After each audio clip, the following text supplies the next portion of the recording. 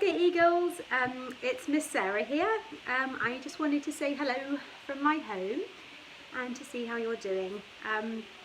It's such a strange time, isn't it? And we're all just trying to keep calm and happy and keep ourselves busy, really. I wanted to tell you what I'm up to in our house and to read you a story today, one of my favourite stories. So first of all, this is Ivy. Ivy, come here. This is my dog. She keeps me very busy. She is a Cocker Spaniel from England, so she came on the airplane with me and my family a few years ago now when we first moved here from England, when we first came to America. She's very friendly and she loves tennis balls, so I spend a lot of time throwing balls for her and taking her for walks. And I have two boys at home and my husband. My boys are 7 and 5 years old and they are in kindergarten and second grade, and they keep me very busy too. So I wanted to read to you today one of my favourite books. This is called Giraffes Can't Dance, and it's a really cool book. It's about a giraffe who can't do something and then he works out how to do it, and sometimes trying something new or something different is quite hard. But in times like these, it might be something you might like to think about as well, trying something new when you're at home. So let me read it to you. Giraffes Can't Dance by Giles Andre and Guy Parker Rees. Ivy likes stories, so she might join us.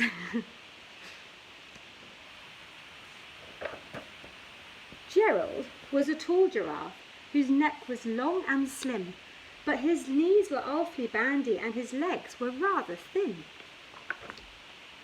He was very good at standing still and munching shoots off trees, but when he tried to run around, he buckled at the knees. Ivy, come away. I just moved the dog. Now every year in Africa they hold the jungle dance, where every single animal turns up to skip and prance. And this year when the day arrived, poor Gerald felt so sad, because when it came to dancing, he was really very bad. The warthogs started waltzing and the rhinos rock and rolled. The lions danced a tango which was elegant and bold. The chimps all did a cha-cha with a very Latin feel, and 8 baboons then teamed up for a splendid Scottish reel. Gerald swallowed bravely as he walked towards the floor, but the lions saw him coming and they soon began to roar. Hey, look at clumsy Gerald, the animals all laughed. Giraffes can't dance, you silly fool. Oh, Gerald, don't be daft. Gerald simply froze up. He was rooted to the spot. They're right, he thought, I'm useless. Oh, I feel like such a clot. So he crept off from the dance floor and he started walking home. He'd never felt so sad before, so sad and so alone. Then he found a little clearing and he looked up at the sky. The moon can be so beautiful, he whispered with a sigh. Excuse me, puffed a cricket, who'd seen Gerald earlier on. But sometimes, when you're different, you just need a different song. Listen to the swaying grass and listen to the trees. To me, the sweetest music is those branches in the breeze. So imagine that lovely moon is playing just for you. Everything makes music if you really want it to. With that, the cricket smiled and picked up his violin. Then Gerald felt his body do the most amazing thing. His hooves had started shuffling, making circles on the ground. His neck was gently swaying and his tail was swishing around. He threw his arms out sideways and he swung them everywhere. Then he did a backward somersault and leapt up in the air. Gerald felt so wonderful, his mouth was open wide.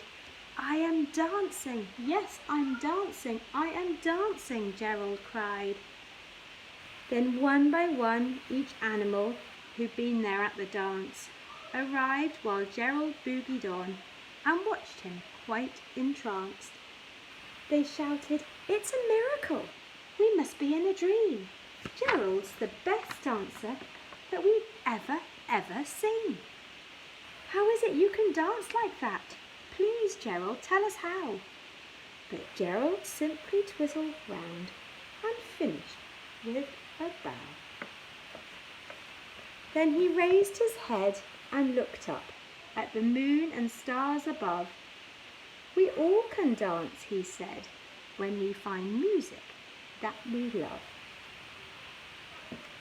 Now this book was particularly appropriate for us at the moment because we're listening to music a lot, and music is really helping to calm us down or to give us time to have a dance in my family and get some wiggles out.